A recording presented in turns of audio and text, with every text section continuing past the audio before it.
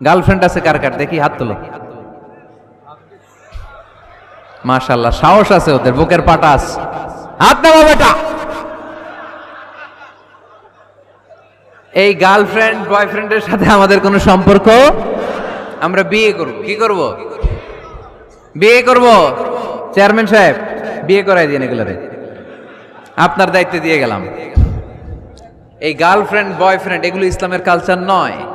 বিয়ের চেয়ে ভালো কাজ পৃথিবীতে হতে পারে? বিয়ে করতে গেলেই বাপে বলে আগে নিজের পায়ে দাঁড়া। তো এতদিন ও কার পায়ে দাঁড়াইছে? ছেলে মেয়েদেরকে সাহস দেন, ছেলেও পড়বে। ওই যে একজন চিল্লান দিয়ে উঠছে, ওর কমন পড়ছে। কমন পড়ছে, মাশাআল্লাহ। গার্ডিয়ানরা যারা আছেন ওদের দুঃখ কষ্ট একটু বুঝছেন আপনারা, মিলাই দিয়েন ওদেরকে, বিয়ের পিড়িতে বসায় দিয়েন। বিয়েতে কল্যাণ, বিয়েতে বরকত। বিয়ের মতো ভালো কাজ হতে পারে না। সব নবীরা বিয়ে করেছেন। আর নিকাহ মিন সুন্নতি, বিয়ে আমার সুন্নাত। ফামান রাগিবা আন সুন্নতি ফালাইসা মিন্নি, যে আমার সুন্নতকে ভালোবাসে না সে আমার উম্মত হতে পারে না। বিয়েটাকে সহজ করে দেন।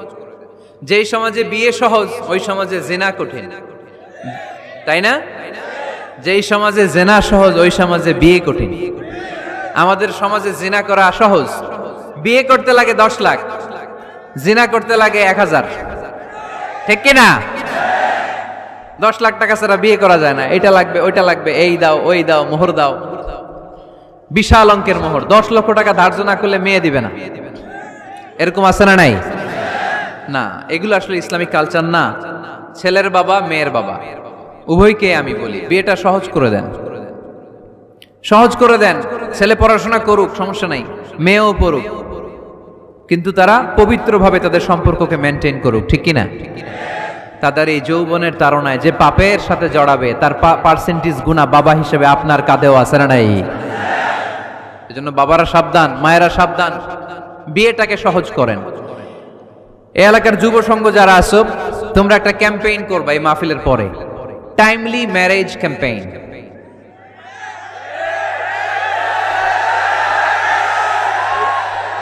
টাইমলি ম্যারেজ ক্যাম্পেইন, সময় মতো বিয়ে দিতে হবে, দেরি করা যাবে। বাপ মা বুঝে না, একজনকে হুজুর আব্বাই বুঝে না। গার্ডিয়ান যারা আছেন একটু সদয় হন। ওরা যে পাপের সাথে, পাপের রাস্তা যে ওরা চিনে যাচ্ছে, পাপের পথে যে জড়িয়ে যাচ্ছে, আল্লাহর সুপ্রিম কোর্টের কাঠগড়ায় আসামি করে আল্লাহ সেদিন আপনারে দাঁড় করাবে। আল্লাযীনা হুম লিফুরুজিহিম হাফিজুন, দে গার্ড देयर প্রাইভেটস। মুকদ্দামাতুল হারামে হারাম, এট এ গ্ল্যান্স। একটা নারীর দিকে চোখ পড়ে যাওয়া এটা হারাম না, কিন্তু এই চোখ পড়ার কারণে এটা জিনার দিকে নিয়ে যাবে, এজন্য এটাকেও হারাম করেছে কে? মুকদ্দামাতুল হারামে হারাম, এই নজরটা বড় খারাপ। আন-নাযার সাহামুন মাসমুমুন মিন সিহামি ইবলিস, এই নজর হচ্ছে শয়তানের বিষ মাখানো তীরের মধ্যে থেকে একটা ভয়ঙ্কর তীর। এই তীর দিয়ে শয়তান যুবক আর যুবতীদেরকে কাবু করে ফেলে। আমরা শয়তানের হাতে ধরা দিতে চাই না, আমরা বিয়ের মতো পবিত্র বন্ধনে আবদ্ধ হতে চাই, ঠিক কি না?